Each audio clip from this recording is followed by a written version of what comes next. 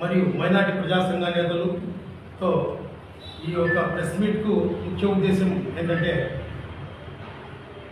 రాష్ట్ర ప్రభుత్వం ఏదైతే తీసుకొచ్చిందో ఈ పీపీపీ అనే పద్ధతికి కడప ప్రజలు పూర్తిగా వ్యతిరేకిస్తున్నారు.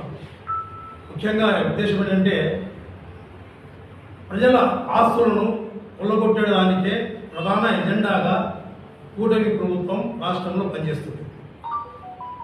ఎన్నో సంవత్సరాలుగా ప్రజలకు అందుబాటులో ఉన్న పాత మున్సిపల్ కార్యాలయం కానీ, నెక్నాం కళాక్షేత్రం కానీ, అంబేద్కర్ భవన్ కానీ, ఈ వైఎస్ఆర్ ఆడిటోరియం, ఇవి ప్రజలకు అవసరాలకు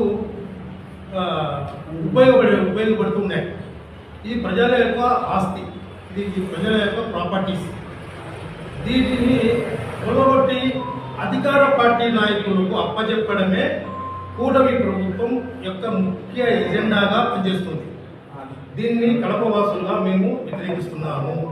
ఫస్ట్గా కడప కళాక్షేత్రానికి వస్తే, ఆ కళాక్షేత్రం ఏదైతే ఉందో నెక్నాం కళాక్షేత్రం, ఆ కళాక్షేత్రంకు ఒక హిస్టరీ ఉంది, ఆ ప్లేస్కు ఒక హిస్టరీ ఉంది.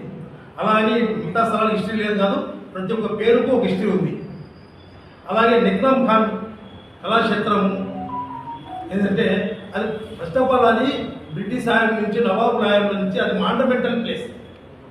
అప్పుడు రాజశేఖర రెడ్డి గారు ముస్లింలకు, పేద కడపలో అధిక శాతం ముస్లిమ్స్ ఉన్నారు, వీళ్ళకు సాంస్కృతిక సేవా కార్యక్రమాలు, ఉర్దూ కార్యక్రమాలకు అందుబాటులో ఉండేదాని కోసం ఉద్దేశంతోనే గత ప్రభుత్వాలు ఆ కళాక్షేత్రాన్ని, ఆ ఉన్న స్థలాన్ని దాన్ని కొద్దిగా డెవలప్ చేసి ప్రజలకు అందుబాటులోకి తీసుకొచ్చి దాన్ని కార్పొరేషన్ పర్యవేక్షణలో ఉంచడం జరిగింది.